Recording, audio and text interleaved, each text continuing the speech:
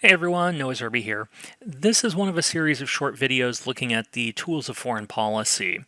In this video, we're going to focus on some of the economic tools available to states to achieve their goals. Other videos in this series will deal with the espionage, diplomatic, and military tools available to states. But if you're ready, let's get started with looking at some of these economic tools. You should recall from our overview video that the various instruments of foreign policy can be placed along a spectrum of coercion or violence. Broadly speaking, economic tools fall in the middle of this spectrum. Some, like preferential trade status, are relatively non-coercive, while others, like aid, especially military aid, might be more coercive. States have a variety of economic tools at their disposal, both carrots to encourage states to behave in particular ways and sticks to punish others for noncompliance. In some ways, the increased interdependence of the global economy has made such economic tools even more useful. At the same time, most economic tools of foreign policy are relatively indirect in their impact. Unlike military force or covert operations, which can be narrowly targeted, economic instruments of foreign policy are relatively blunt.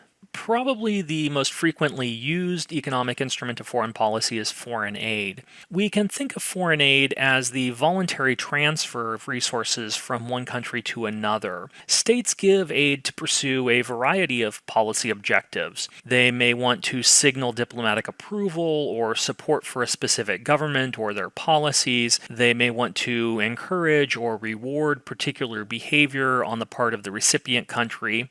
They may seek to strengthen an ally or to extend their own cultural influence in the recipient country, or to improve their own image globally. This is a reason why nearly every donor country in the world stamps their aid shipments with a giant logo. Donor countries may also be seeking to support infrastructure development to facilitate the extraction of resources from the recipient country, or to improve market access in the recipient country. And once given, foreign aid may also be withheld or suspended as a way to punish governments for making decisions that they disagree with. The United States, for example, suspended all foreign aid for projects in Syria in an effort to punish the Assad regime there. Foreign aid can take a couple of different forms. It can be bilateral, meaning that the aid is provided by one country directly to another. When the United States subsidizes Israel's purchase of advanced weapon systems, that's bilateral military aid. When Germany provides humanitarian aid to Mozambique following massive flooding there, that's emergency bilateral aid. Such aid is often driven by strategic and political goals of the sending country. By contrast, multilateral aid is provided through international organizations like the UN Relief Works Agency or the World Food Program. Here, countries pool their resources into a larger pot, which is then administered by the organization itself. Such aid is often preferred by recipient countries because it reduces the potential political costs associated with receiving aid, but it's often not preferred by donor countries because they lose the influence that they might otherwise gain. Aid can also be tied or untied.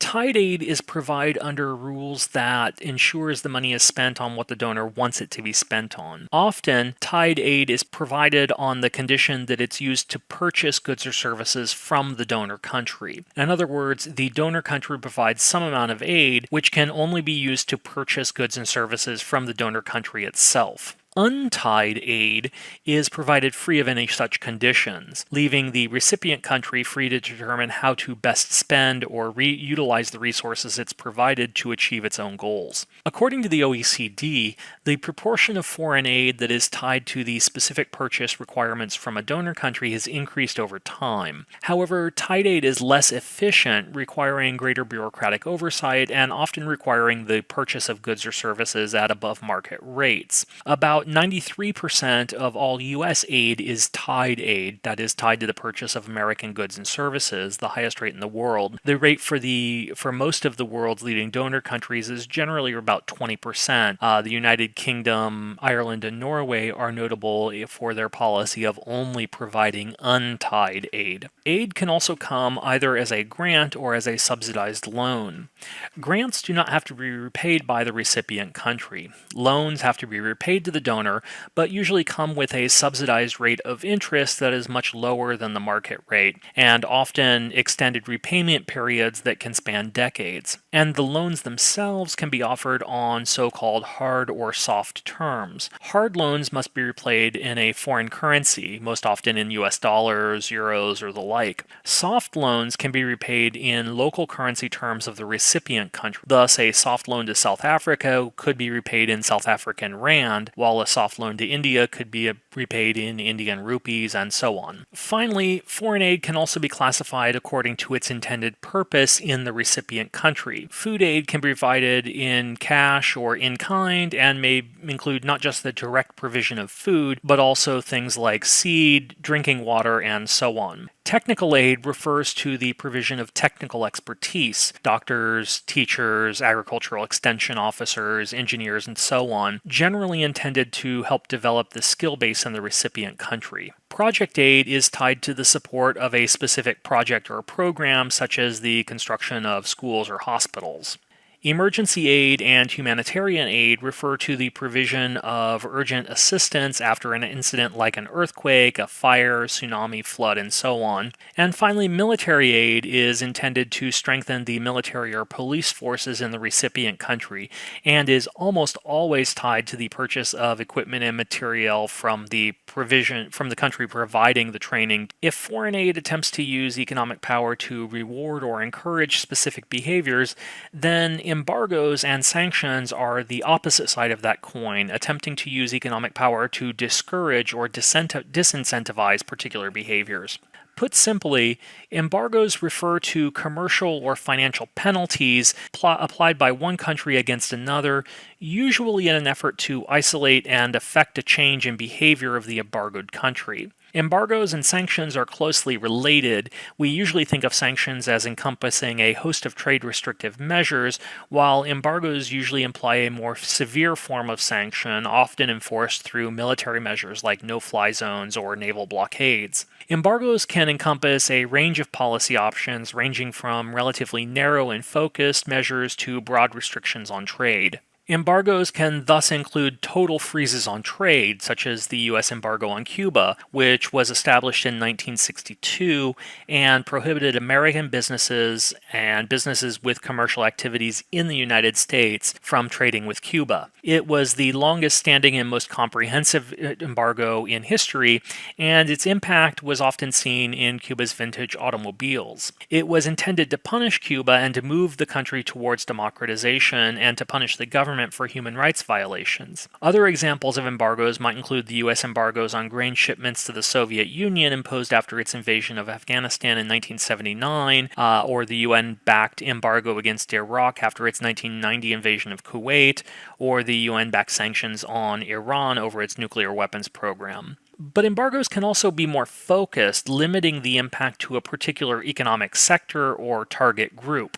Arms embargoes, for example, are intended to limit access of a state to military technology and supplies, and are commonly applied by the United Nations in response to crises. About 10 countries are currently subject to UN-backed arms embargoes, including the Central African Republic, Libya, North Korea, Somalia, and Sudan. These embargoes generally prohibit the supply, sale, or transfer of weapons, or the provision of technical assistance, training, or other military assistance to the embargoed country by any UN member state. Individual countries may also impose their own unilateral arms embargoes. For example, Sweden famously imposed an arms embargo on the United States in 1966 to protest U.S. military intervention in Vietnam, while the United States has maintained an arms embargo on China since the 1989 Tiananmen Square crackdowns. Embargoes can also be used to focus on other commodities, attempting to leverage control over commodity supplies to pursue a foreign policy objective. The United States, for example, attempted to use its food aid in this way in the 1970s under a doctrine called food power. While this was generally unsuccessful, a better example is provided by the Organization of Petroleum Exporting Countries, or OPEC's oil embargo against the United States in the 1970s. OPEC OPEC members imposed an oil embargo against the United States, Canada, Japan, the Netherlands, and the United Kingdom in protest for their support for Israel. The embargo caused shockwaves across Western economies, necessitating price controls and gasoline rationing, and leading the United States to pursue a series of energy-saving and alternative energy policies. Or in another example, the international community imposed a ban on diamonds from Sierra Leone during the civil war there in the early 2000s. The blood diamond ban was imposed to prevent the use of proceeds from diamond sales to finance war there. Countries may also impose bans on specific individuals, usually targeted at high-level political leadership of a country. Such focused sanctions are intended to avoid the collateral impact that broader sanctions have on the general population. The first such use of this kind of sanctions was against the leaders of the military coup in Haiti in the early 1990s. These measures can include visa bans, sometimes called travel bans, which prohibit the named persons from traveling to or through the boycotting countries. The United Kingdom, for example, has banned several Russian nationals believed to be associated with the assassination attempt on British soil from entering the United Kingdom. The United States similarly prohibited some leaders like Libya's Muammar Gaddafi and Zimbabwe's Robert Mugabe and their immediate families from entering the United States. Such travel bans sometimes extend to corporate leaders, scientists, members of parliament, or high-level bureaucrats, and often includes their immediate families as well. Countries may also freeze or even seize assets belonging to named individuals or corporations. This can include seizing bank accounts and properties held by individuals or companies abroad, or restricting or prohibiting the named individual from conducting business with companies in the boycotting country. The United States has been particularly effective in its use of financial sanctions against individuals. The central position of the US dollar in the global economy and the central role of the US banking and financial system in the global economy gives the United States a disproportionate capacity in the use of this kind of sanction, and it has made effective use of it in a widespread manner to freeze and seize assets belonging to terrorist organizations and their sponsors during the global war on terror. The US also froze assets held by Syrian leadership in the United States after its 2012 use of chemical weapons, and against Russian leadership after its 2014 takeover of Crimea. In general, sanctions imposed with the broad support of the international community through multilateral institutions like the United Nations are more effective than those imposed unilaterally by a single country. But in recent years, the United States has attempted to expand the reach of its sanctions, particularly those imposed on Cuba, by engaging in so-called secondary sanctions. Effectively, secondary sanctions will impose sanctions on countries, companies, or individuals who violate the original sanctions. Let's illustrate this with the Cuba example again. The U.S. sanctions on Cuba have regularly been condemned by the United Nations, which maintains that the sanctions are a violation of international law. Indeed, an annual resolution condemning the U.S. embargo is passed every year by the UN General Assembly, normally by a vote of about 189 countries in favor and 2, usually the United States and Israel, against. Because of this, most countries have chosen not to respect the U.S. embargo. But in an effort to expand the impact of the embargo, the United States has threatened to impose sanctions on companies or countries that violate the U.S. embargo and trade with Cuba. These are referred to as secondary sanctions.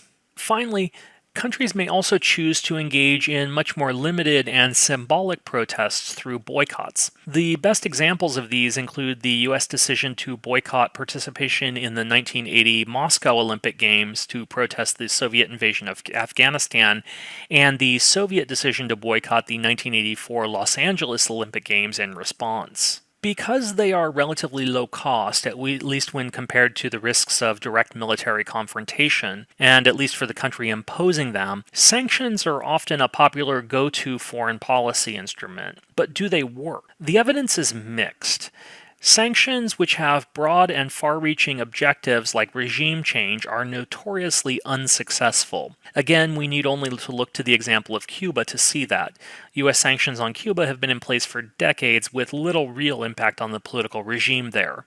Sanctions with more focused objectives may be more successful. Similarly, sanctions that are broadly supported by the international community or those enacted by the largest economic actors are more likely to be successful than those imposed unilaterally or by smaller actors. Sanctions have also been criticized for their collateral damage and for the disproportionate impact they have on the poorest and most vulnerable people in the targeted country. That said, sanctions remain a popular foreign policy tool in part because they allow a state to be seen acting without bearing the costs of more substantive policies. So that concludes our brief introduction to the economic tools available to foreign policy decision makers.